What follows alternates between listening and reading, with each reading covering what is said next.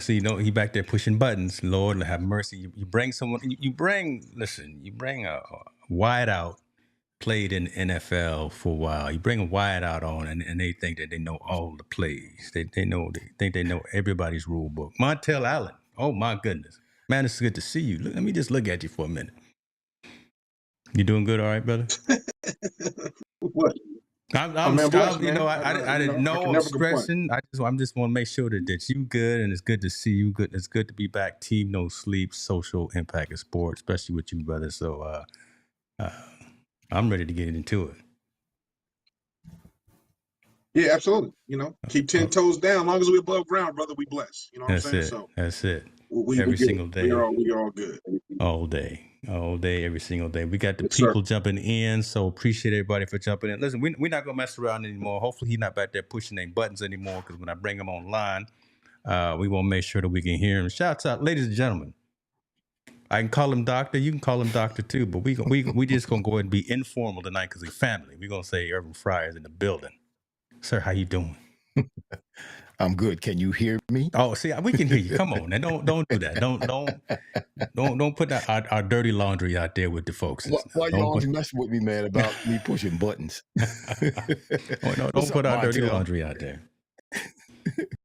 What's going on, Montel? Man, I can't complain, man. Just blessed, man. Grinding every day. How about yourself? How's it out there on the East Coast? I'm doing the same, bro. I'm grinding. You know, we grinding. Yeah. We got, it's rough out here. I ain't gonna say that because I'm not one of those, but it's rough out here. Hustle and Flow is hard out here. Yeah. That's a good movie, man. I like that movie. Yeah, man. We going through the same thing. You know, the political climate has got everybody a little stressed, I would say. You know, trying to figure out which way it's gonna sway. Trying to figure out, what's the ramifications of either one are voted in, right? What's gonna happen? You know, for us. And I heard something real interesting, man. I would love to share with y'all. Like last night, I was listening to something. Someone was saying this vote doesn't determine what's going on now. It's going to determine what happens in the future for our children. Of course, that's what this is all about. So, it's kind of like you have to look at the two candidates and select, and you should vote, particularly Black people. You should vote. There have been too many lives that have been lost. People have given their lives, sacrificed their lives, died horrible deaths for the sake of the fact that we can vote, so that we as Black people can vote. So even though we don't necessarily get to select who we elect, but we get an opportunity to elect a president, vote. And in this election, just pick the lesser of the two evils. When you look at the two, just pick the lesser of the two evils. Yeah, I mean, I 100% concur with that statement. I just think that, and also to add on that, please do your homework. Please do your homework on these candidates. Don't go by what you hear in the barbershop. Don't go by what you hear hearsay. Don't go by any of those things. Go do your homework. If you want to know about Kamala Harris's incarceration rate of Black men, go look it up. It's online. You know, go look how many people she did convict for nonviolent crimes and all that stuff. If you want to know something about President 45, please go look it up online. You know, and do your homework to figure out what's going on, and then make a judgment call or a sound decision based on that data. It's just interesting, man. Like I said, the vote you're doing is not for us today because it doesn't change our livelihood that much. Whoever gets voted in office, but for tomorrow, for my kids, your kids, your grandkids, your great grandkids. This can determine whether it's a dictatorship or a democracy. Wow. And this is not a test. This is for real. We don't get a second chance at this one. There's no second chance at this one. We got to get this right as we can get it on the first shot this time. Absolutely. So, I mean, that's all. I mean, I know we don't talk about politics that much, but it's the hot topic. We got to be able to mention it. We got to, listen, that's what we talk about, though, in terms of social impact. And if you don't get out there and do it on the 5th, make sure you mail it in. Just make sure you do it. Yep. Make sure you get that taken care of. If we got young folks in the room, if we got folks who don't know anything about sports, who don't know anything about the National Football League, they may not be aware friend of the show, friend of the channel, Mr. Irving Fryar. But if you don't mind giving the 35,000 foot level, who it is that you are, it's not was. Because you still out there rocking them green uniforms every once in a while. You still out there doing the thing. If you don't mind, sir. Okay, tell you what position you played, who you played for, and then we're gonna end the show with this as well. But what you're doing right now, especially the stuff on Instagram, because that's pretty telling. Yeah, you have a part in that. I owe you big. For let me what I'm doing right now. Let me send another So I'm a former NFL wide receiver. I played 17 years in the league. I was played at the University of Nebraska. I was a wingback there. I was drafted in 1984, the first player taken in the draft that year. I was drafted as a wide receiver, and I was the first wide receiver in the history of the NFL to ever be drafted as the first pick. There's two of us now. Keyshawn Johnson was the second one, but I was the first one.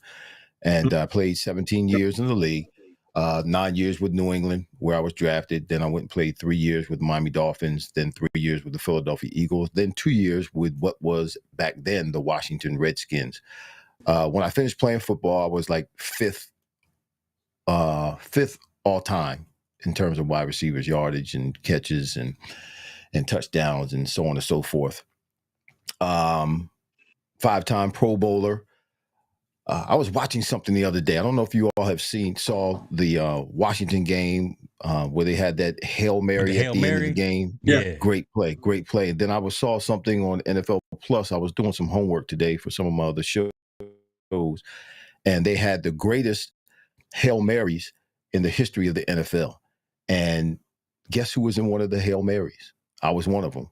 Talk to this playoff game. Playoff game against the was the LA Rams at the time. Tony Eason was our quarterback. Last play of the game, threw it up. Stanley Morgan jumped up, tipped it. I caught it in the back of the end zone in the crowd. I am the only player in the history of the NFL to catch a touchdown pass on the first play of the game and to catch the touchdown pass on the last play of the game. Not the same game, but in 2 different games. So that's my synopsis. Hey, that's gonna go. Who I am. That's gonna look good on that bus. Hey, that's gonna don't be bashful about your resume. Don't be bashful about your resume. I'm not bashful, but they're doing listen, the NFL has changed over the years. I retired 24 years ago. My last year in the league was 2000, and things have changed tremendously. Not only the rules that favor the offensive players, you can't hit offensive players like you used to be able to hit offensive players. I mean, even now, offensive players can't lower their shoulder and run over defensive players. Saquon Barkley got fined for that 2 weeks ago when he did it in the Giants game. He ran over one of his former teammates, and they're fining him for it. So the game has changed drastically, and they're throwing the ball way more now in the game than they used to. When I first came into the league, and even most of my career, if you caught 70, 80 balls in a season, you were going to the Pro Bowl. You were making first team all pro. Now, if you catch 70, 80 balls a year, you're the third or fourth receiver. Wow. The third or fourth receiver, you're getting traded because you're not catching enough balls. I mean, they're catching 100, 110, 120 balls a year, the two starters. So, yeah, it's changed tremendously. And also the money has changed tremendously. When I was drafted, I was the first player taken in the draft. My signing bonus was $750,000 and my salary was $250,000. Now, if you're the first player in the draft, you're getting $15, $20, $30 million on your first contract. So cats are making now more in one contract. The average player now is making more in one contract than I made in 17 years. I made $1 million one time, 1 year in the NFL.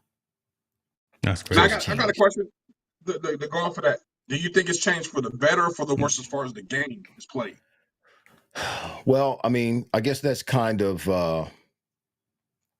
subjective. It's subjective.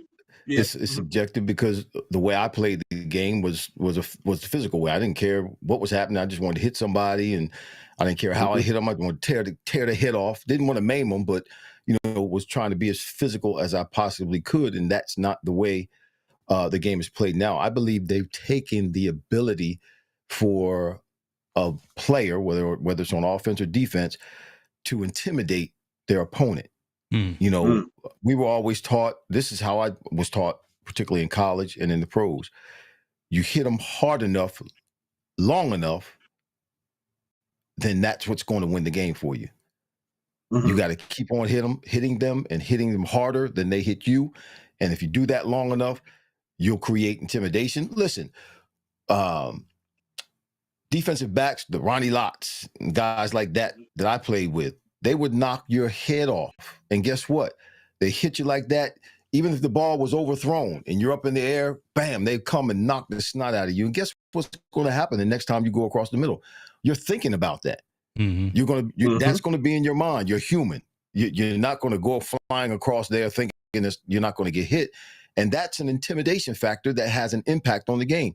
If you can take the quarterback and throw him on his head, defensive end, rusher, linebacker, get to the quarterback, take him and dump him on his head, and you do that a couple of times in the game, what do you think is going to happen to that quarterback? He's not going to be so willing to step up in the pocket. He's not going to be willing to hold on to the ball. That's an intimidation factor that's been removed from the game. So what's going to happen? Do you think it's better or worse? I mean, I want the yeah, because I'm leading up into the story that I want to talk about as we go into this, and you know where I'm going on. Again, it's subject. For me, I believe it's made the game not worse but softer. Come on, I think it's made the game softer. It's not guys my age and who played before me. They'll talk about the game as it is today, and they'll say it's not what it used to be. That if these cats today had to play in our time, I don't think they would make it. I don't think they would make it because it's a whole different mentality. A wide receiver can run across the middle of the field, jump up in the air, and not worry about getting his head knocked off or someone hitting him in his head. They got to figure out, defensive players have to figure out how to hit offensive players who have the ball without getting a penalty. Quarterbacks can stand in the pocket now, and if a defensive end or a rusher or a linebacker just kind of grazes their face mask, it's an unnecessary roughness penalty. 15. Yeah, it's 15. That's ridiculous. That's ridiculous. So they can stand in the pocket and not worry about getting someone coming and a Lawrence Taylor coming and picking them up and throwing them on their head. That's how they used to be. I agree. I think the game has gotten softer, and in my opinion, it's gotten worse. You'll never see a defensive game. You'll never see that no more because they're not allowed to hit and they're allowed to tackle. Well, the intimidation part, the ability for a defense to intimidate an offensive player, you'll never see that, of course. Yeah, you'll never see that again, and you'll never see the physicality that we thought that comes with football. You can't. The physicality of it's not there. I was funny. I was talking to my teammate from college. And I remember I got a penalty for hitting someone too hard. We were talking about there's one game I hit somebody so hard the guy threw a flag on me. It was never heard of it before until that time. And we were talking about today's game, could we play? And I'm like, I couldn't play in today's game. I couldn't play. I could not physically play because my premise of the game was to intimidate you. I want to hit you as hard as I possibly can, and I want to dominate you, and I want to take everything you think you got about yourself away from you. Period. That's all my mentality was. And granted, I played Division II, but I played against Larry Allen, best offensive lineman ever. I went against him several times. So today's game, for me to go against him at my size, I was only 165 pounds at the time. For me to go against a guy that's 300 pounds that can move like that, I had to be able to hit bring it as much as I can. I didn't win the battles, but at least I was, he knew I was there, and I was able to turn the play back in for the ups to make the play. You can't even do that now. You can't be physical like that no matter. And I think the game, to new viewers, it's okay because that's what they're used to. But for us, the game is it's changed so much. It's changed to the point that I don't even like it no more. I really don't. I look at what football, I'm like, it's sad because you can't do anything. It's all purpose just to put points on the board. The NFL wants the changes because they don't want to have to deal with the after effects that come from the cause of, all those collisions in that manner, those vicious collisions, and then what happens to the lives or in the lives of former players. They don't want to have to deal with all that because they don't want to pay us any money. They don't want to do anything to have to take care of us. I agree with that from that point on, from history. But from this point forward, guess what? It's a liability. I pay you $20 million. You sign a waiver. Right. And we go on because kids are going to play anyway. Mm-hmm. That leaves me down liable for collisions and all those things. So I believe make some safety precautions. I agree with some of them. Make some safety precautions, but to take away the intimidation factor and the physicality of the game has ruined the game for the older generation. It really has, in my opinion. Mm-hmm. So all right, Jay, go to your thing, bro. I was like, damn, y'all. We got into two things right there, and great dialogue and great conversation. I see folks chiming in the chat, so appreciate y'all and ask questions, man. Only time we get Irving Fryar is, on even number days, because I talk to you every other day. About what are you talking about? Why you throw me under the bus? Come on, now, work with me. Man, I talk to you about every other day. Y'all stop letting Hicks make y'all think that he's a nobody. Hicks ain't a nobody. Hicks is a somebody. Homeboy, homeboy got it going on. He's the man. I need James Hicks. My world and what I do right now doesn't work as efficient as it does right now. It would not be as efficient if I did not have James Hicks. He's reliable, he's on time, he's dependable, he's consistent, and he's faithful. Hey, man. Rosen. Hey, drop the mic on that. I'm so glad both my parents. Mama, you still there? Mama done made it. Hey, I see you in the comments. So let me get this, though, because we talked about the athletes. We talk about the game may be a little soft. We talking right now, as you see on the screen, we got a 22-year-old rookie quarterback who was doing a little bit of running, out there and trying to extend the play. Play got a little bit too long for him. I'm not sure. Maybe he got too long for him. What's too long of a play? Right, again, I'm just trying to figure it out. He's 22 years old. He's out there running around trying to extend the play. He ends up after the play. He taps out. Now, I can see a running back do that. I can see a wideout doing that. I can see a linebacker. You can't be a quarterback. You can't tag out of the game. This is not right. Now he's been replaced, and guess who he's been replaced with? Joe Flacco. 17 years in the league. Joe Flacco. Flacco mess around coming there and ball out. And that's what's going to happen. Anthony Richardson has lost his place. Did Anthony Richardson lose his respect in the locker room? So coming from you, Irving, right? Again, if your quarterback tapped out of a play because he was tired, like, come on, bro. I've never, and as a wide receiver, I always trained to be able to play 5 quarters, because anytime you step on the field, the game starts, there's always the possibility that you'll have to play 5 quarters, because if it's tie after 4 quarters, guess what? You're going into 5 quarters. Yeah. And I always would train that way. And receivers, for me, if you watch the game and you know the game, receivers run more than anybody. We have to run back to the huddle, run out to line up wherever we're lining up, splitting out, run down the field, then run back run to catch the DB, then run past the DB, then run back to the huddle. We do more running than anybody else. And for a quarterback, for example, like Jalen Hurts with Philly last week, I guess he ran the ball. He must have ran the ball, ran out of bounds, and his shoe came off. Right. And so he's trying to get his shoe back on, couldn't get the knot out of the shoe. So they ended up calling a timeout so that he could get back in the game and not have to play it down without him at the starting quarterback at that position. Ran in and got his other shoe, so he had 2 different shoes on for a couple of plays. But that's how important it is for your quarterback to stay in the game. Now, if he's hurt, that's one thing. If you're hurt, go out of the game, because if you can't play at a high level because you have an injury, then you're hurting the team and you're hurting yourself. Yeah. But you're winded. Now, here's the thing that I say about his situation where he comes out of the game. Richardson comes out of the game because he says he's tired. Now, understand what tired is. If he's tired, he would collapse. He would fall down. His legs would give out and he wouldn't be able to stand up. That's tired. That's tired. He was winded. That's all he was. Whether he was out of shape, whether he had run for a while, all it was that he was winded. He just needed to work, to breathe, to get his wind back under control so he could continue. And that's one of the things that I used to do when I would train. I would, what is it? You have 45 seconds in between every play. There's an average of about 10 to 12 plays per quarter, offensively or defensively. So what I would do is I would run 12 100-yard meter runs. So I run 100 meters and I rest for 45 seconds. Then I'd run another 100 meters and I rest for 45 seconds. Now, about that third or fourth 100-meter run, you start getting winded. So that 45 seconds in between the runs, I would work on my breathing. I would get my breathing under control. And I run 12. That's a quarter. I'd rest for 15 minutes. Then I run another 12.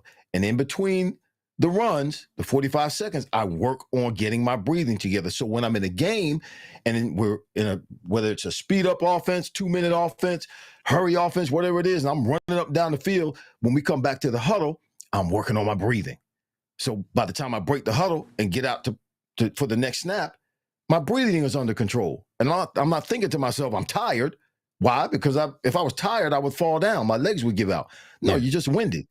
Get your wind under control. For him to come out of the game, and he said it afterwards in a press conference. Well, I was tired. I know. He said, listen, I was tired, Come on, man. And this is Montel, this is just what we were talking about a little while ago. Cats have gotten soft. Yeah. Well, y'all being nice. Again, before you interject, because I'm thinking about this. That was 20 plus years ago. That was you at $750,000.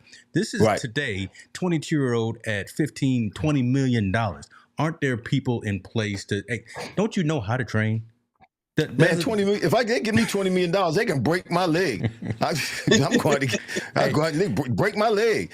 And listen, folks, we were hanging with Irv at the Super Bowl. This man can still run a nice 40 if he needed to. This man stay in shape. Okay, I'll leave it at that. Go ahead, man. I'm just saying, man, y'all being extremely nice. Go ahead, man. Break it down. Yeah. No, this is unexcusable. Mm-hmm. This is unexcusable for any professional athlete. Me and you both know, Irving, that an average play, a football play, average maybe 4.5 seconds. That's it. If that long. 1,000, 1,000, 4, 1,000, the play's over. It's over. And if it's extended, it's no longer than 10 seconds. Right. You mean to tell me you're not in shape as a professional athlete to be able to do a play for 10 seconds and gather yourself and get back to the huddle and run the next play? Right. And it's not like he's running the ball every play. It's not like he's running around as a receiver every play. You can maybe hand the ball off. You may drop back 5 steps and throw the ball. Exactly. So, and like you said, he has a 40 to 45 second interval before he goes back again for another 4.5 seconds. And we both know the average amount of plays that you get on an NFL game maybe 100, maybe, and that's pushing. Oh no, the average is 65. 65 offensive plays. The average is 65. So, you may get 70 to 75. That's a lot. That's a lot of plays. But the average is 65. Yeah. Okay. He has to run 4.5 seconds, and he don't even run because he's a quarterback. He has to take 4.5 worth of snaps. You know, I mean, he has to take 70 snaps at 4.5 seconds each, with 40-second rest in between. Mm-hmm. To be a professional athlete to make $15 million, he should be ashamed of himself. As a matter of fact, he should be fined. And he deserves to. Oh, you want some of his money? How old is he? How old is 22. he? 22. 22 years old. 22? Oh my gosh. Yeah. And he tired. 22. Right now, what are you gonna do to get my age? I can get out there. I can't run like that. I can't cover like that. But I can damn sure be active for 4.5 seconds with 40 seconds rest, and I can do it 70 times without a problem. Yeah. Without a problem. So the fact that this dude has done that, and I like him a lot. I think Anthony Richardson is a talented player, but the fact that you've done that, you set yourself so far back, not only in the locker room, in coaches' eyes, and in people on the outside looking in management. You might as well now. You might be looking for a whole nother job out of the NFL pretty soon. As soon as your contract is up, they may do you like Deshaun Jackson's, like, you know, which is gonna wave you and ain't nobody gonna pick you up. Because now it's not that drastic because this is one time. But if it happens again at any other time in his career, that dude is done. It's too many guys that's coming up behind him. Yeah, go ahead, Irving. But players look at it like this, being a former player, like he gave up. He just gave up. Yeah. He gave up. He quit on his team. I don't know what was going on with him. I don't, it just doesn't make sense at all for him to take himself out of the game like that. Now, linemen do that because linemen do genuinely get tired. They have a rotation. Even receivers today, will come out every now and then because they have a rotation going on. But for the quarterback, I've never ever seen anything like that before. For him to tap out, I don't know if he'd been intimidated. I don't know if Flacco's being put in the game because they benched Richardson or if Richardson's still tired.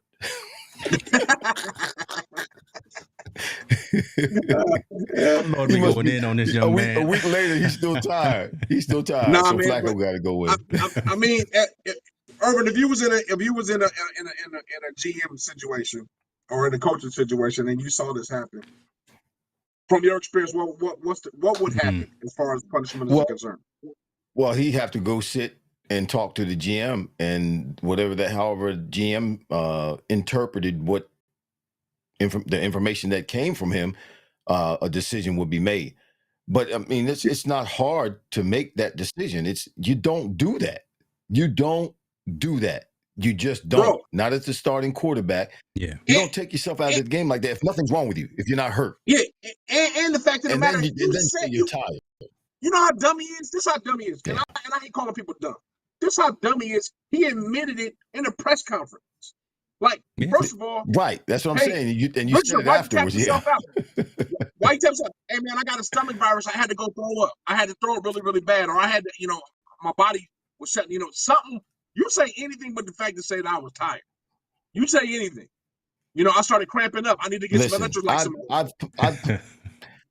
I played in a game. It's just one time I played in a game like that. I played in the game where I was sick. Went to bed Saturday night, woke up, something going on, some kind of stomach something. I didn't miss the game. In fact, I caught a pass. Matter of fact, it was in Indianapolis. I caught a pass, went to the sidelines, got on my knees, threw up, and went back in the game. Yeah. But I'm saying, would you ever say I was too tired? Would that ever utter out of your mouth? No. Never. Never. Again, but it's different. It's different in the position, though. It's different at the position. No. I think it's different. No, again, I think it's different for a wideout to be able to tap out and to say they can't play the next play because, like you were saying, there's rotations and especially backs, right? Running backs. But it is very different for a quarter. But I've never look it up. Someone asked their Google, has a quarterback ever tapped out? Well, my thing is not only that they tapped out. I mean, you're right. For a different position, he may tap out, but he's tapping out because he just ran three nines. He just ran 3 nines in a row. Hold on, I need to get my breath to come back in the next play. Yeah. It's like I'm just getting a breather to come back in the next play. This dude, but understand this: out as quarterback. The reason why I trained the way I trained was because all of my career. Now, my first 8 years in New England, I was not only a starting wide receiver, but I also returned punts for 8 years. And that's right. All of my career, I don't know how many games I played in. I don't know how many offensive plays there were in those games in totality. I do know that I played more games than anybody, NFL games than anybody who's ever come out of the state of New Jersey. I have that record, but I also know as far as the offensive plays, and I'm talking about short yardage, I'm talking about goal line, I'm talking about all that. As a wide receiver, I played for my whole career, all the offensive plays that were ever played while I was on that team, probably close to 95% of the plays I was on the field. Because I didn't come out of the game, particularly in the latter part of my career. I didn't come out of the game. I stayed in the game. I don't care if I ran all the way down the field for a long, whether I was a decoy or whether I ran and they overthrew me with the ball or it was an incomplete pass. I run back to the huddle and play the next play. Yeah, I don't get it, man. But I do believe that brother Anthony Richards got a lot of soul searching and deep digging because of if you were my teammate, I would talk about you bad. bad. I'll be on you bad that you tapped out and you gave up. Yeah, you got a lot of it's been a hard couple of days for him. Dan Roth, I hear you, brother. He said New Jersey represent. Yeah. Dan Roth, the man right there. He down in Southern Cal right now, but he from the East Coast too. Yeah. All right. We obviously a story that has an open wound, especially for folks who are passionate about the sport. We passionate and we're competitive. It's just not right. So, Mr. Richardson, figure something out. I mean, get you a membership at Gold's Gym. Get you a Peloton. Get you something because you got time. Now you got time. I equate that to like a baseball player being injured. Now wait a minute. Why you messing with my baseball player? Now you hitting below. No, I say the same thing. I don't understand how baseball players get injured. I don't understand how a baseball player gets injured. That's beyond me. We're gonna end the show right now. We're not gonna have this negativity. How does a baseball player, unless you run into the wall or something like that, how does a baseball player get injured? Well, if you're training and you're stretching properly and you're preparing properly, how in HE double hockey sticks does a baseball player get hurt? Now I can understand the pitchers because they're throwing with that arm and they're throwing with that arm. So I guess. And I didn't have Tommy John. I threw my arm. But again, you get hit by a 96-mile-an-hour fastball. Okay, you're the plate. If I'm running around the bases, I'm not gonna get hurt. If I'm running to catch a fly ball, I'm not gonna get hurt. Wait, Irvin, if you do get hurt, it's like maybe somebody might pull a hamstring because they didn't stretch right. Maybe something like that keeps you out minorly. These dudes be out for weeks. And I don't know what they do to get hurt. Dan Ross said the baseball players trip over their laces. Good Lord. That is just, I guess we're not going to talk about the World Series right now. I'm watching Yankees trying to do something. I'm just going to leave it alone. I'm going to leave it alone. But again, it's sport. Hicks is sports today because I'm fed up also with the NBA. The NBA management stuff going on. Yeah. Well, and you heard LeBron talk about that too. You heard LeBron. A lot of the old cats talk about that. In my time, the Michael Jordans, the Larry Birds, the Kevin McHale's, the Magic Johnsons, the Allen Iversons, they didn't load management those guys. They played every game. I don't remember Jordan missing any games. Those guys played, particularly if you went to go see them, at least they were playing. The flu game. Yeah, the flu game. Matter of fact, had one of his best games when he was sick. You know what I mean with the low. So these cats today who are making all this money and they're playing and they're going to the coach. The coach is not giving them, the option. Okay, can you play today? No or yes or no. They go to the coach and tell the coach, I ain't playing today. Yeah. They're telling the coach. Yeah. Well, this been my perspective. That's why Darvin Ham ain't coaching no more. I always said this: if you're going to load management, it should be at the expense of your home attendance. You can only sit your players out at your home games. Because fans pay to go see other players play against other players in the home. I want to go see LeBron go against Kevin Durant. Durant shouldn't have the option to sit down if he comes to a Laker game for load management. He should have to play because I'm paying my hard-earned money to watch the opposing team as well as my home team. So if you want to sit them, let your home fans suffer that consequence of their star player not playing. Not people on the road that pay their hard-earned money to watch other teams. So NBA got to clean that up for real because that. What about the father? What about the father who looks at the schedule, the NBA schedule, and he's got a son, and they live 2 hours away, an hour and a half away from the stadium, and they buy tickets to go to a particular game to see a particular athlete play basketball, and they drive all the way to the game and get to the game, and he's not playing, but he's just sitting there on the bench with his clothes on, nothing wrong with it. That's what I'm saying. Resting. But see, if you do that to enough of your home fans, you'll start losing home fans, and that'll be a problem for those guys for doing that because the league will start losing money. But you should not punish people, especially when they have to travel on the road, because I want to see that matchup. I want to see Jason Tatum against my home team. I want to see Steph Curry against my home team. I want to see these guys when they're on the road against my home team. Now, if my home team decides to sit their star player, damn, why did they play him? Because they load managing Kawhi. So now we're getting our ass whooped by whoever came in here because he wasn't able to play. Guess what? As a fan, I'm not going to pay my ticket to go watch him again. I'm like, I'm not going to watch him again because he might sit. I don't even know. Yeah. So you'll start losing money at that point, and those guys will have to play. It looks like the only way the NBA is going to respond to this, in my opinion, is money-wise. And if you implement, you know what, you can only sit out home games. Shine that shit. You got to travel. You got to go play in these other arenas. I don't care if you're not hurt. Because where your city is Embiid, this is a travesty, man. This dude's sitting out there, ain't nothing wrong with him. He preaching tonight. Man, Joel, listen, don't get me started with Joel Embiid. Come on, get started. Get started. Listen, first of all, yes, he is an athlete, a basketball player who is unusual. He's a big guy. He can handle the ball. He's a great shooter, but he's not the answer to what the Sixers need to get to a championship. They need to get rid of Joel Embiid. As long as he's there, they're not going to win. Why? Because he doesn't play. He doesn't play enough. He's hurt all the time. Every year of his career, every year he's been with the Sixers, he's been hurt. And he gets hurt and he misses numerous games. He comes back and he plays for a minute, but he gets hurt again. And he's never on the court enough to make a difference. He'll win some games. He won the MVP 2 years ago. Yes. I think that's really all he was concerned about, was winning the MVP, because he didn't do anything in the playoffs.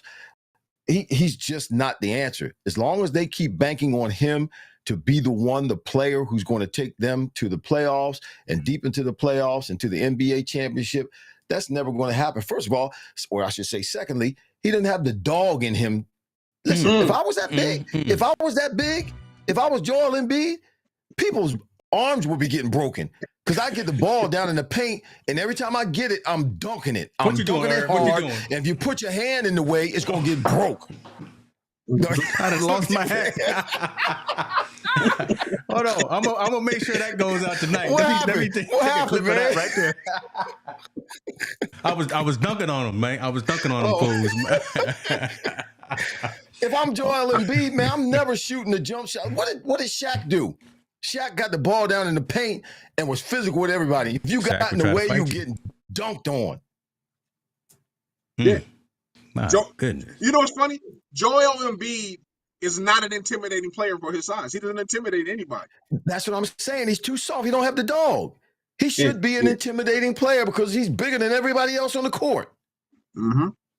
Yeah, he's not an intimidating force. So I first of all, I'll be cussing at folk and spitting on folk and giving them the finger and looking at them crazy, talking crazy, just acting crazy. So they look and then Irving out there scratching the folks, tipping them up. Listen, that's why God didn't make me that big, because I'd be acting a fool. Man, Hicks, you got to chop that up. That got to go. Listen, my whole little, my dunking on fools and knocking my hat up. We got this is good. You can't buy this right here. This is good right here. I'm glad you didn't fall out your chair. I'm glad you didn't fall out your chair, Hicks. It's happened before. Dan was asking, should they replace him with Greg Odom? Who knows? Let's see. We were saying he's lazy. Got that from a man, Mr. Stark. Appreciate you being here. Okay. I don't care who they replace him with. They're not going to win a championship with Joel Embiid. They're not. They'll sell tickets. They will sell tickets. People will come to see him because he's a great show when he's on the court, dribble and shots, but he's not the one. He's not the one that's going to get them to the promised land. My God. Joel Embiid reminds me like a Karl Anthony Towns of New York. Just big and soft, right? Wow. He's a big soft. Big and soft. They're big soft. Let's call it what it is. Soft. They soft. They don't like to go in the paint. They don't like to battle. They don't like to do anything. He must use a lot of baby oil. See, I'm gonna leave. Oh, he diddy-fied. Huh? He said he diddy-fied. Hey. He diddy-fied. He diddy-fied. He diddy-fied. Okay. Diddy-fied. Come on now. We still trying to maintain some sponsorships. We're not obviously not gonna get anything from the NBA we right now. Johnson. Hey, we need to get that Johnson & Johnson yeah, get Johnson & Johnson. There you go. I'd rather keep the single malt scotch and the bourbon that we got instead of that. And we try to make sure we get to New Orleans for the game again. So hey, we got to coin that phrase though. That he did it fine. That's all. He did it fine. Okay. Slipping and sliding. See. Okay. Let's get focused. Next time he come on the court, if he's shining a little bit, we know we've been hanging out with Meek Mill, huh? If he's shining a little bit, you have to, get the question. Where you been? That's hilarious. That's hilarious. Let me respond to this. Yes, Bob, he does look like the preacher man. He is really good friends with Mr. with Keith. Mom's talking about Keith. She talking about Keith. Yeah, Keith is my he's not biologically my younger brother, but he is my younger brother. Our families have known each other all our lives. Keith and I grew up together. Our churches, the church he grew up in, the church I grew up in, always fellowship with one another. And he is family as far as I'm concerned. So, and people do say we kind of look alike. Keith is a little darker than me though. Yeah, he looked dark. Look, when we was in New York, we shade on us, man. Okay, I'm not gonna. He's just a shade darker. That's all. A good thing. We still look alike. He's just a little bit darker than me. That's all. You complexion shaming. I don't like that. Don't be doing that. Oh no. I'm not throwing shade at all. That's my look. Keith is my dude. Matter of fact, I wouldn't even be doing what I'm doing right now if it were not for Keith. Keith is the one that introduced me to Ecamm. Keith is the one who tutored me for a little bit and got me started with these cameras and all this stuff. Matter of fact, Keith cost me a lot of money too. Every time I see him doing something, I'm like, let me try that. But no, if it were not, listen, I got sponsors, things are going well. And if it weren't for Keith, listen, I wouldn't be doing what I'm doing right now in this space. We all family, so we tight knit and we tight knit. Wanted to bring that out there. So that's matter of fact, I wouldn't know you, Hicks. That's I wouldn't true. know you if it wasn't for Keith. Yeah. We all running the same very small inner circle. So let me ask a couple more things because I forget the show notes now because the show is gone. I don't know where it is, where it's gone. But we talked about you want the answer. I don't know anymore. I don't know. Okay, so this one particularly, we kind of touched on it, and I want to get Montel's opinion as well about this because this is something that's happening. Back to football, and again, so we're gonna leave baseball for a minute. We probably come back to a little bit of basketball, but Tua is back and he's playing again. Tua Tagovailoa. God, it's the first time I ever said his name right. Man, Tua Tagovailoa. Yeah, don't mess me up. I already said it one time. I said it backwards last week. Via Tagovailoa. Tua Tagovailoa. But Tua said, "Listen, I'm gonna come out and play. I'm gonna come out and do the thing. I've been cleared, but I'm not wearing that Guardian hat." And the reason was he just said, "Listen, personal choice. I've been playing the way I've been playing forever. I'm cleared. The doctors say I don't have any long-term issues." What do Irv, let's start with you because you're the guest. Your thoughts on this. If they had something like the Guardian had available during your time of play, would you have worn that? Well, first of all, you don't know if you have any long-term issues until you have long-term issues. So I don't care what the doctors say. You don't know until it happens. The other thing with these Guardian helmets or Guardian covers, whatever you want to call them, it doesn't matter whether you wear them or not. Guys wear them in practice now. It's been approved. They can wear them in games. But people still get concussions in practice with those Guardian helmets on. Understand this, everybody, about a helmet. They're making helmets. The material that they're making the helmets with is a stronger material now. They're better helmets, obviously, than the bike helmets that I played with. But helmets, though the material is stronger, it doesn't mean that it protects you any better. A helmet does not stop you from getting a concussion. It doesn't. Because a helmet doesn't keep your brain from being jolted around inside your skull. When you get hit and there's a sudden change of direction, whether you're being hit, because Tua's last concussion, he didn't get hit in the head. He got hit in the shoulder, but his head snapped. Mm-hmm. And that's when you're gonna have shock absorbers in our heads, in our skulls, to keep our brain from hitting our skull when we have a sudden change of direction. When you're going fast and you stop, that sudden jolt is what gives you a concussion. And a helmet doesn't stop that from happening. If we had shock absorbers in our head like a woodpecker has it. That's why they can, hit that tree and use it like rams who hit the heads in the wilderness to battle one another. They have shock absorbers. They're built to do that.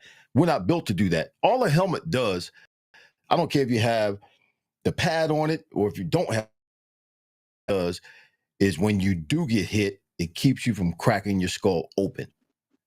That's all it does.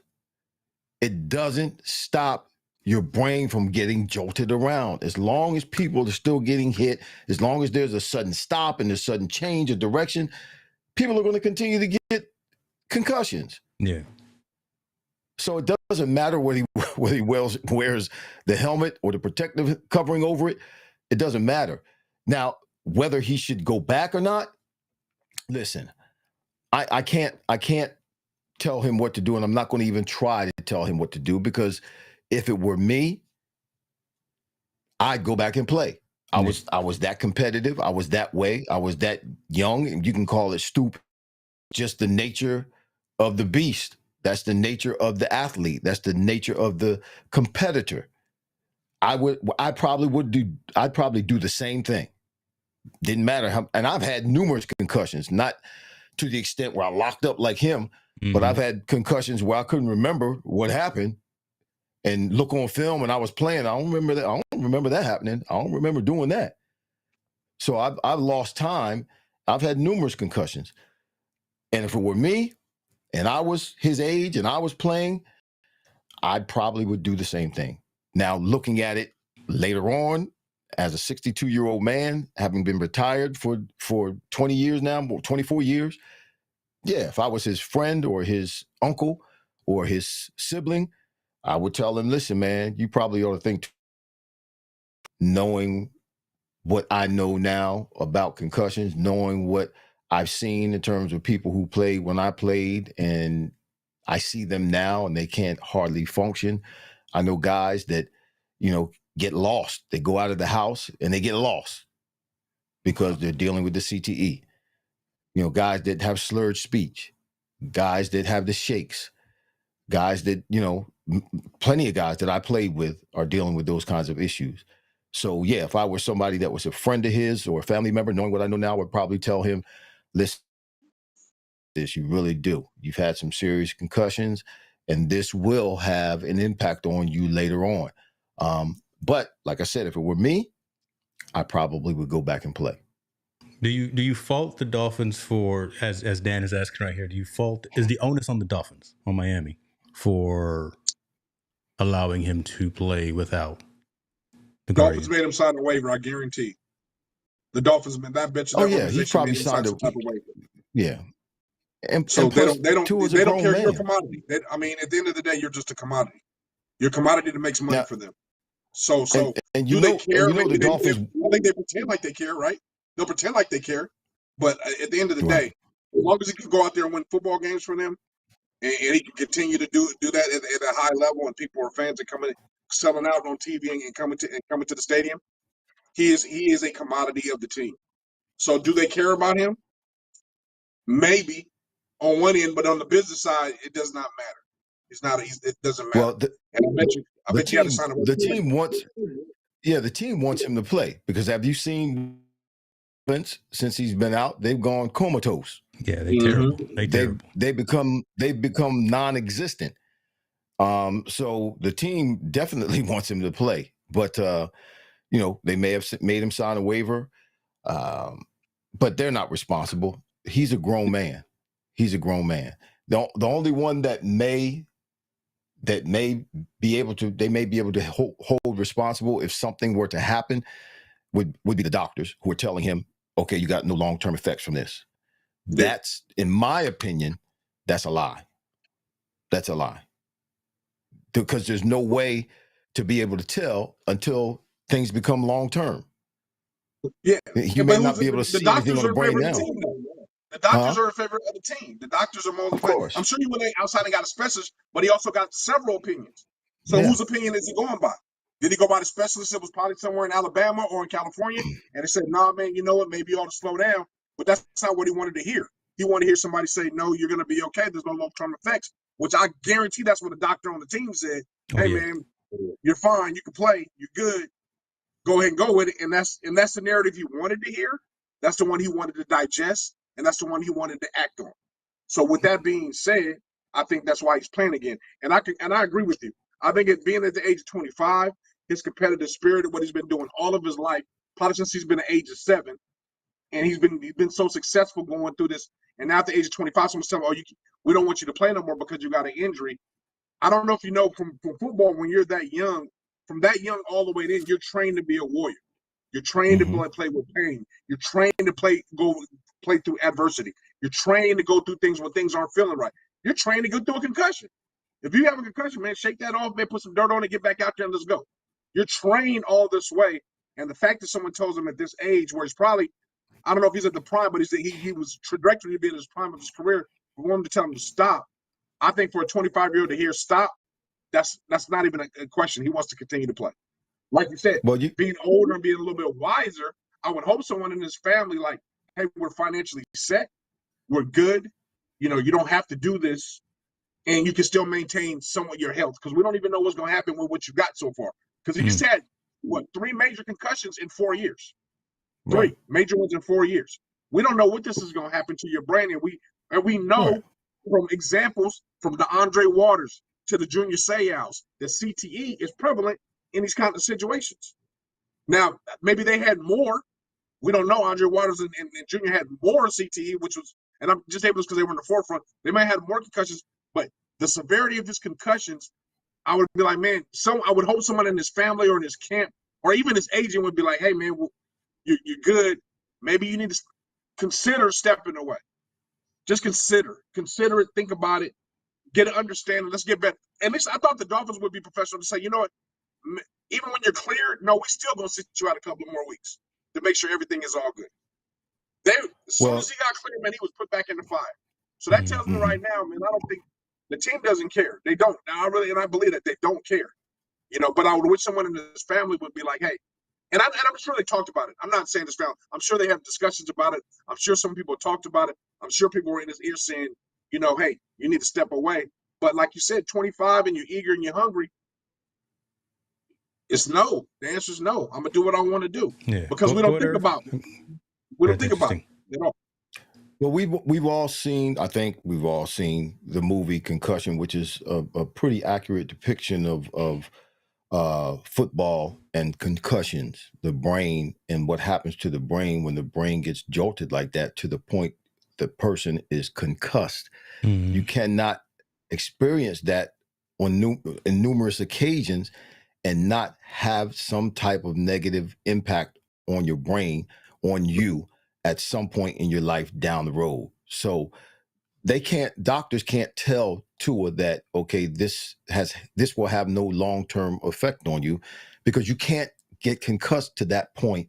Your brain jolted around to the point to where you're locking up and they're calling it severe concussions, and it not have a negative impact on you later on in life. Now, when that will happen, that's just yet to be seen. Will it happen sooner than later? We don't know. But CTE is real, whether you have a capital C, T and E, or whether you have a little CTE. It doesn't matter. CTE is CTE. CTE is CTE. Yeah. That's true. Let me be wary. Cognizant of some of these comments that are coming in as well, because they're right in line with what we're talking about. Tall Boy came in here. He says, "You know what? Appreciate you being here, first of all, brother." He says, "You know, you can't tell the younger generation nothing. Put yourself in his shoes, which you give up something you love at his age and not your current age." That's a powerful statement right there. Right. Yeah. Right. Yeah. He's right. Like I said, if it were me, and I was 25 years old, Doc, you ain't telling me nothing. I'm going back in the game. Going back in the game. Health first, Raise two fingers football. Yeah, how do you feel? Can you still play? Raise up your fingers. Can you still play? I'm going back out to play. That's what Tua did. Touch your nose. Dan was saying, so this is the problem with NIL and all this stuff. It's making players hyper-focus even more and ignore those things they can do outside of football if something happens. You got to have plan B, C, and D. And Tua and his family, come on, it's not for the money. I mean, he's got grown folks' money. He's got generational money. Guaranteed. He's fine. He's got generational money. You never know. Rockefeller. Somebody asked Rockefeller, "Well, how much money is enough money?" And Rockefeller said, "Well, just a little bit more." Yeah, though. So you never know. Yeah. You never know. I agree, and you would know better than us. But I'm saying, at least on the surface, it seems like financially his family should be pretty good or okay with the right investments. Outside looking in, we don't know. Well, they are. They probably are. But again, we don't know. We don't know what the push is. We don't know what the reason is. We don't know what the why is. Yeah. I mean, if I was 25, I'll be playing too. So I can't even argue with you. I know you'd be playing. If I was 25, you'd be playing too. 25. 25. But I'd be playing baseball. That was my sport, and y'all don't like my sport. But so we just gonna leave that out of here, so y'all don't start picking on me. You missed it. I reread the question. Okay, no, hold on, let me see here. He's telling me to reread the question. Health first, raise two fingers. Football second, raise one finger. That's what coaches have preached since college. Yeah, that's what we said. That's what we in agreement. We in agreement with you, brother. But even college now, it's. I mean, that's changed too. And somebody mentioned NIL. I mean, that's what the cats are going into college for now, for money. Yeah. They're not going in to become men or to become better people or to develop or to get an education. They're going to the highest bidder, and the parents are the biggest culprit. Now the parents get a chance to get money paid 4 years earlier. They don't have to wait for the child to go into college 2 years and take a chance on getting drafted and getting to the NFL. Guess what? An average quarterback coming out of high school today with NIL in effect, a college has to be willing to pay him $2 million. The average quarterback coming out of high school, a college has to be willing to pay him $2 million in order to get him. And the parents are sitting next to the kids, talking to the coaches or the recruiters who are coming and sitting on the couch saying, well, so-and-so, they said they're going to pay my kid $2 million. What you going to pay him? Well, and they're going to the highest bidder. And then tell me, what can you tell a kid at 18 years old who's making $2 million, $3 million a year? What can you tell him? We talked about the choir. That's why we both smiling right now. I talked about you so much. If you tell him something that he doesn't like, guess what he's going to do? He's going to get in the portal and he's going somewhere else. That's it. Yep. So we've taught. I think these kids nowadays are some of the most physically gifted kids, but they're the mentaliest weak. They're the most mentaliest weak kids because they don't know how to deal with adversity. Number one, they don't have patience at all. So if it's not given to you, if it's not instant gratification, guess what? They don't want it. They don't want it. They want to get it. If I can't come in and start, or I'm not starting in the next 1 or 2 years, hey, I'm transferring out of here. And I think the NCAA, the NC double dumbs, opened the portal the way they did, and then they opened up NIL and told schools to deal with it. Which schools and NCAA are neither one of them are equipped to make these guys professional athletes. Now, what I will salute is Dartmouth. Dartmouth's team or those team captains or them, they want NCAA, the players, to become a union. They want them to they want to be unionized. For them, it's actually smart. It's very smart for them to become a union as players dealing with the NIL and be able to have some type of control with all this money. Because bottom line, no matter how much money the kids are making, the university is making 10 times that amount. Of course, 30 million times that amount. So there needs to be some type of structure on how this thing is supposed to play out. But right now, since there's no structure, kids are going every which way. But we're teaching a generation of kids that are entitled, that are getting in these situations that aren't becoming good young men. Forget a football player. They're not becoming good young men. They're not developing, because they haven't. They don't have to go through anything.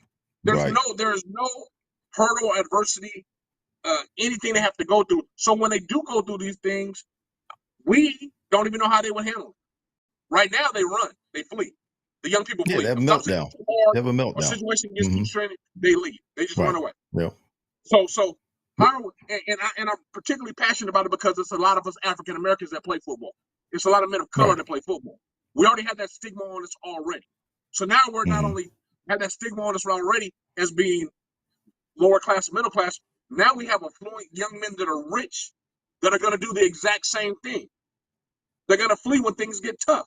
They're going to flee when things get hard. They're going to walk away from not getting educated and getting their degrees because they already got the money. They already got the bag. I don't need my degree no more. All these things, man, all these things that we know that gives us the fiber to be great adults, to have the morals and have a great structure about us, are now getting rotted away by the way things are structured in that part, in the NIL. And I go for basketball, football, baseball, whatever it is. A star athlete right now in this day, he's not having the structure in his life to be that person when things happen. And a great example is DJ Uga. I don't know how to pronounce his name. Uga, I forgot his name. He played at Florida State. He played at Clemson. He played at this. This kid is a great talent, but every time things get tough or something, or he doesn't play well and things go wrong, they transfer him. They keep transferring him all. He's been like 4 different schools. And he was supposed to be an NFL prospect coming out of high school. He was already 6'5", 200-something pounds and doing all these things. But if I'm a GM in the NFL, why would I want to draft someone like that? I'm being honest with you, or me and you, Kenley. If you was a GM, why would I want to draft a person that's been to 4 different schools in 4 years? Well, it's about money. It's always about money, whether it's college or whether it's in the pros. And if a GM feels as though this cat can come in here and make me money, make my team better, whether he's been at 4 teams or not, if he's got the skills, he got the talent, I'm bringing him in. I'm going to pay him, because if I pay him and he helps us win games, that's more money. Listen, it's all about money. And it's getting worse. Oregon, the owner of Nike told the University of Oregon, there is no cap on NIL money. You can spend as much money as you want on NIL. That's just out of control. That's just totally out of control. So now you're going to have kids in college, and they're doing it actually at Colorado. Deion's boys are making $5, $6, $7 million a year. What? That is crazy. The kid in Texas, the backup quarterback in Texas, the Manning, Arch Manning. He's making more than everybody on the team, and he don't even start. Don't even start. Yeah, he's making more money than his daddy made. Out a couple of games. That's what it was. That's. And he can run a little bit, from what I understand. He can run a little bit. He got something that the other Mannings didn't have. He got some swift legs. He don't get winded too when he's running. But for him, and that's a great example. He knows he's the backup, but he's still standing there waiting his turn. How many young men have we seen in situations throughout the country that when you're watching the college football game, they have 9 or 10 transfers in their program, every team. Oh, this kid's a transfer from this school. He's a Manning. That's why he's waiting his turn, because he's got some pedigree behind him in his ear telling him what to do. Yeah. Truth.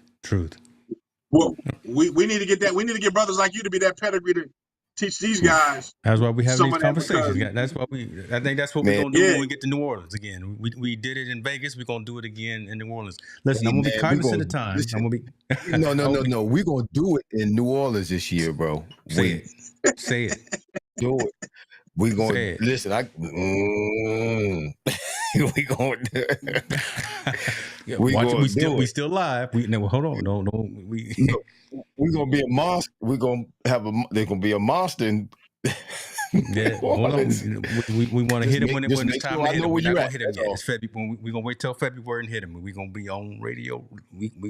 We'll hit him when we get there. Just make sure I know where you at. Yes, we'll be there. Let me do this. Great comments, great questions, great dialogue. Everything is phenomenal. I want to be cognizant, like I say, of time, but I want to ask one question. Sports question. We already back and went all around the NFL, MLB, 5-5, bottom of the fifth. I want to talk about old school NBA. And this is troubling right now. This is troubling. We talked about, you know, the like the LeBrons and sitting players and things like that. But this old school cat played for a long time. Messed around, finally got him something in front of the stadium to look at. Oh Lord Jesus. I want to ask somebody about this statue right here. Cause somebody need to pray for the sculptor, the architect that put Dwyane Wade's body, because that's not his face. What? Put his body on this thing right here. This ain't right. This ain't right. Man, you see how Dwyane is looking at his the statue that's supposed to be. You see how he's looking at it, right? What the hell? I saw that whatever it is, that doesn't look anything like Dwyane Wade. That don't look Forget like the body. I'm talking about the face. I don't care what kind of body you put on. If the head doesn't look, you know, like they have the busts in the Pro Football Hall of Fame, it's got to look. It's got to resemble you a little bit. That looks like a monster. I don't know what that is. That's not good. Not good at all. He can't be happy with. Can nobody happy with that? Who in the Miami organization approved that? There's somebody that has to approve that before they unveil it and do all that.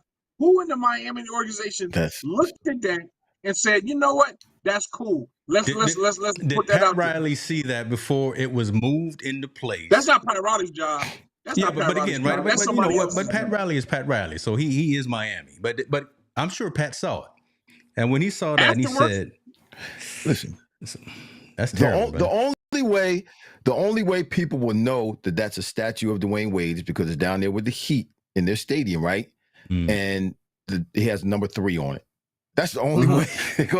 That's the only way they know it's Dwyane Wade, or supposed to be a statue of Dwyane Wade, because the only thing that resembles him is that number 3 on the uniform. That's it. The rest of it, it looks like garbage. It's just garbage. It's terrible. That's tough. That's tough. I don't know how much money they paid for that statue, but that was a waste of money. And didn't the Lakers have? Kobe's had his sculpture, and there was something wrong with it. They redid it. They gutted it and redid, or they rebuilt the part where Kobe's was inaccurate. The statue he had out front. I don't know why Miami's not doing the same thing. Like, hold on. What did you say? They need to redo that one too. They need to ask for your money back, bro. Yeah. That's not a good look. And the fact of the matter, man, they made him look like. I'm sorry, he looks like a movie character, man, a scary movie character. Why would you do something like that? Looks like a beast. Yeah, it looks like some kind of beast. Yeah, why would you portray any human like that, man? That you want to be the face of your organization? I know. Like I remember the pose, right, from when he actually did it. This is my house, but so the pose, but the face is all off. Tall boy saying that it was approved by D Wade, but again, I don't know if he saw. Montel is accurate because listen, in today's modern technology, come on, there's no way that statue should not resemble Dwyane Wade. With the technology we have today and the abilities that we have to create, there's no way in the world that statue should look like that. Nope. Yeah, that's a bad, man. That's a bad look. That's just a bad look. It's a bad look. Period. So, I mean, look, it looks so bad. I could have made that statue. They need to correct it. They do. I could have done better. Well, okay. Correct it and correct it now. Yeah. We'll see. Yeah, we'll track this, and we'll track this story and see, because we'll track it. No, we're not. No, we're not. We're not. Well, it's one of them controversial things when you get so many folks, coming out and saying it's the worst statue. There was somebody who came out on Instagram and said something to you. I don't know if it was Durant or somebody that just went. Somebody like that said something. Yeah. Yeah, and like, come on, man, doing right. And then, here's the title: the worst statue in the history of sports. Right. So that's okay. I see the title. Yeah. Yeah. Wow. Right. So I mean, that's what's coming across right there. That's crazy. We'll see. We'll see, man. We'll see. We hit some topics tonight, and we rattled some nerves. We talked about. Listen, we got Montel riled up tonight. Yeah, Montel was on point. Yeah, he owned one tonight, boy. I like that. I like that. You got some things on your mind. Nah, brother. You know, we get to talking about NIL. We get to talking about. He went off on NIL. Golly. Hey, that's man, what we do. Because you know that's probably the worst thing that NCAA just did. That they doing us dirty, man. They just doing. I'm not mad at the brothers getting money, but there's got to be structure around it. And we talk about it so many times. Like, think about it, man. I mean, if you really digest it, how many 18-year-olds is ready to be able to have an $11 million contract? No 18-year-old is ready.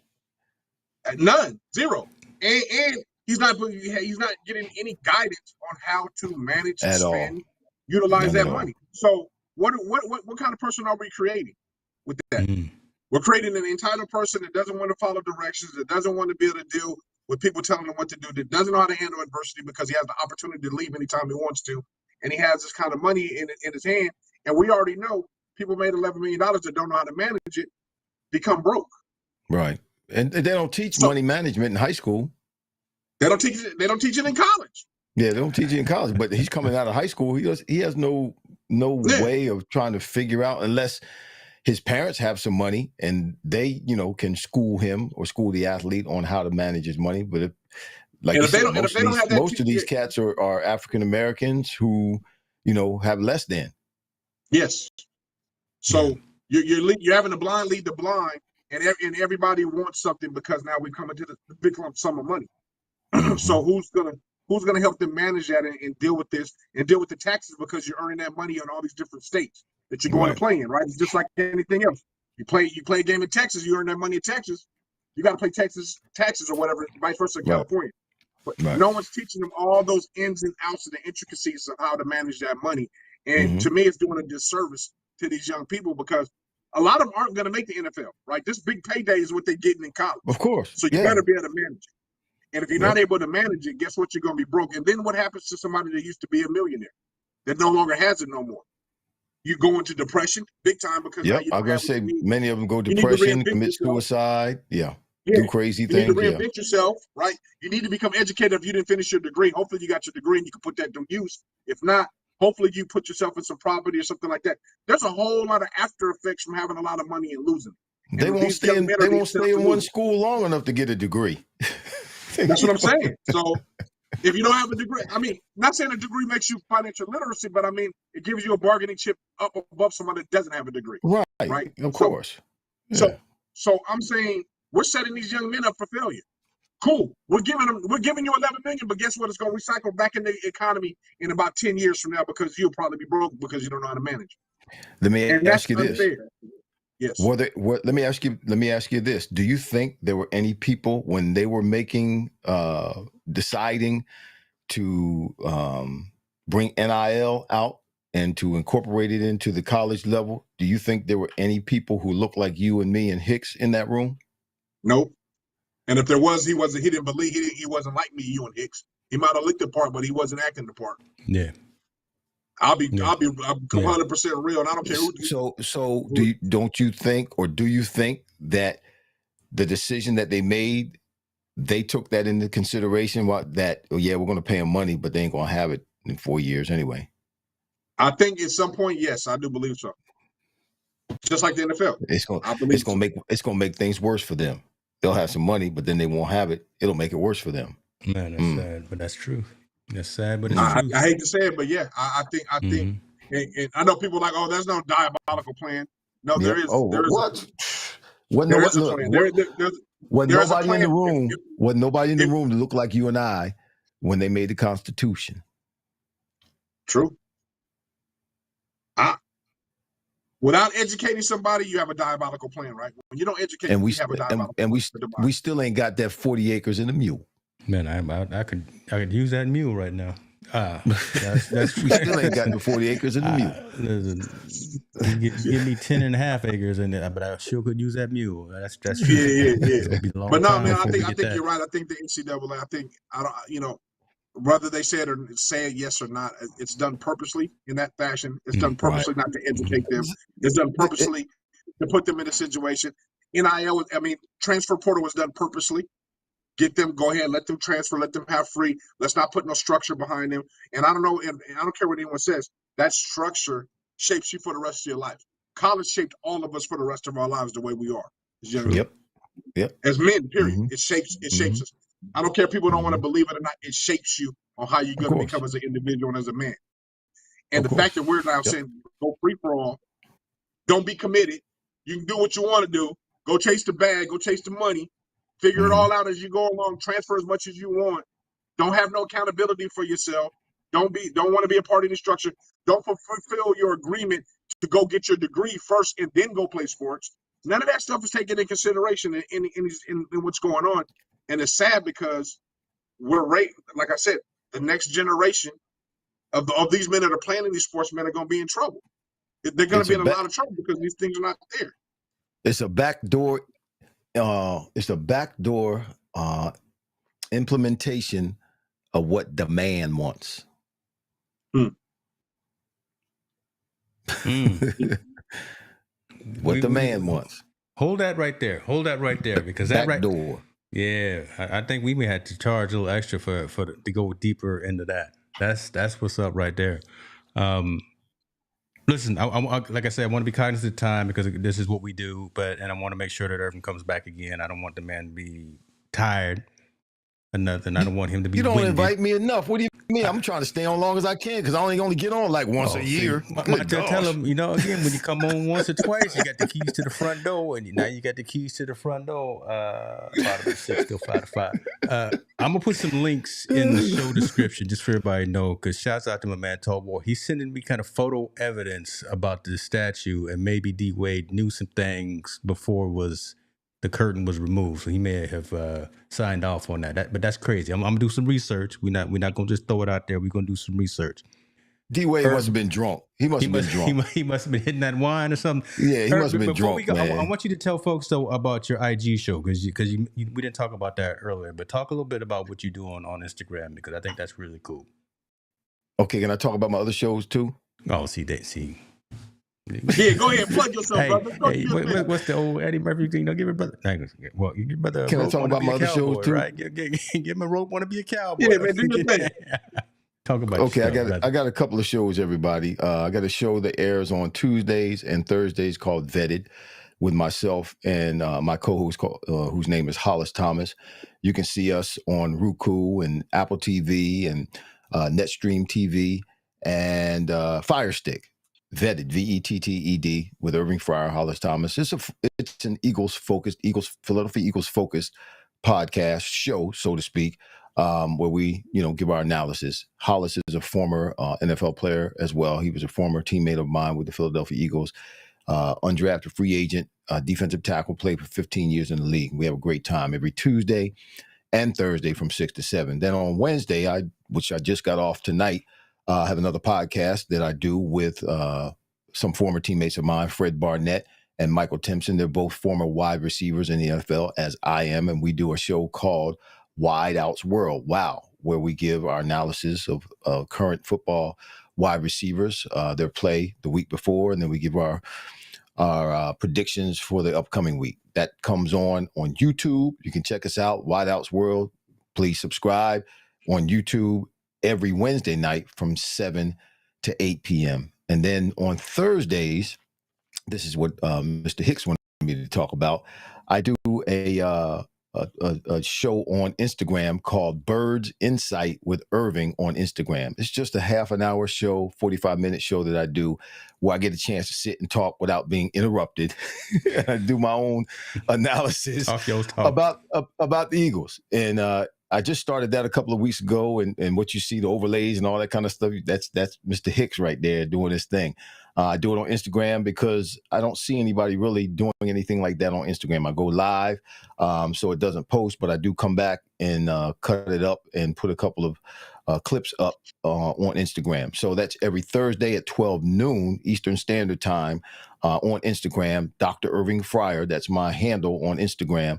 And it's called Birds Insight with Irving on IG, on Instagram. Then on Fridays, 6 to 7 Man, p.m. this man don't sleep, boy. Team I don't sleep.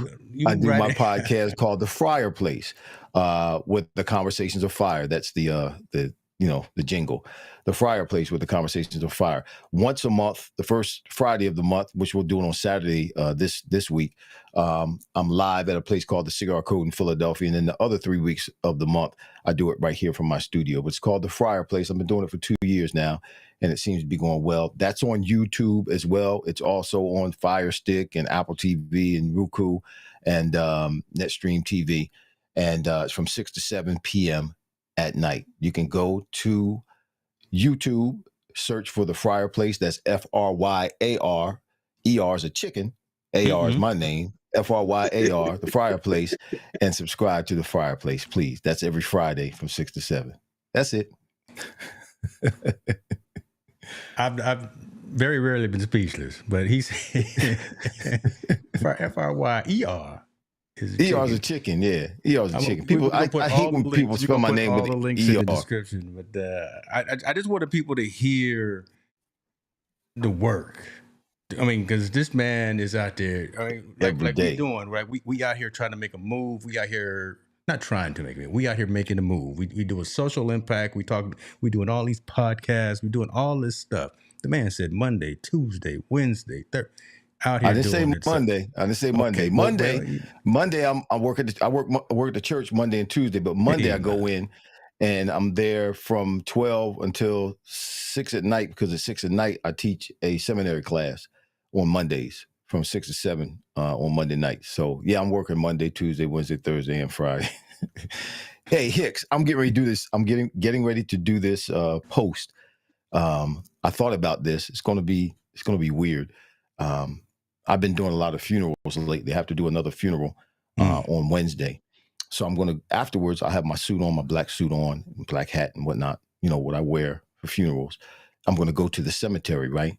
I'm going to take my cameras and I'm going to take my drone and I'm going to do some filming in the cemetery. And then I'm going to bring it home and voice it over with some content talking about how life is short, and how we got to stop wasting time, because we're not promised time. That time works against us and not for us. We got to stop hating on one another, loving one another, and stop treating family like enemies, because you never know, you're gonna run out of time. Come on, and just do that from the cemetery, and I'm gonna post it, man. It's gonna be hot. Watch. This man over here making cemetery content. Yeah, I've never seen anybody do that before.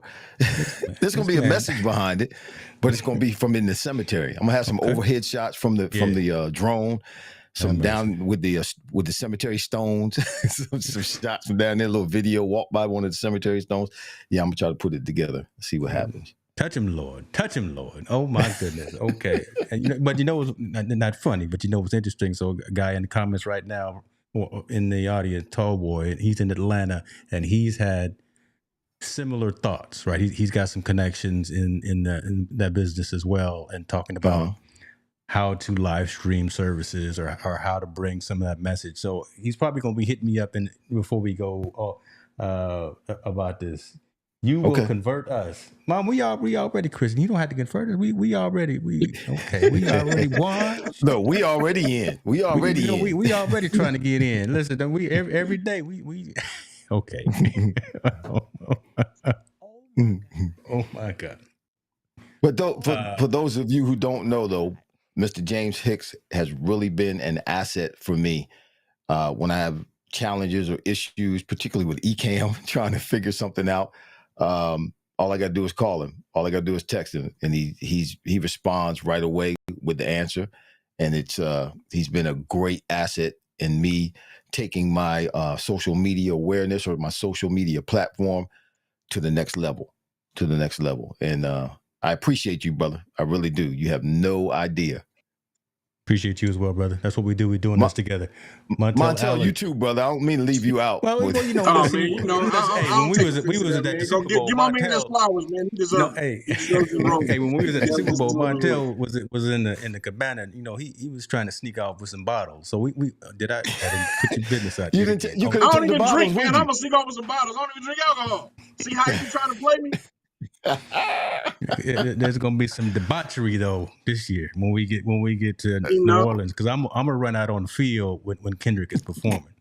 I said I was gonna run out in the field, but we didn't make it. Lord have mercy. I'm gonna try to run out there on the field and do my thing, because they not like Hicks, us. don't do that. Don't do that, Hicks. Montel Allen, take us home, brother. Take us home, man. Man, as always, you know, please, vote, right? When it's crucial time of voting, please, everybody go out there and vote. Do your homework like we talked about at the top of the show. Always, like I always say, check on your loved ones, man. Just say hi. You never know what's going on in these times. And again, always, please be comfortable having uncomfortable conversations, because that's how we learn. Bringing the heat, team no sleep, with champions meet, we're on the mic, taking over the game, no time for rest, no scrambling for fame. Talking sports, breaking it down from the court to the field, all around town, we stay up all night, grinding on the mic, bringing news, real stories on the fly. Montel's got the stats, James got the flow, together we're two and ready to blow, from NBA to NFL and the MLB, we got all the updates, yeah.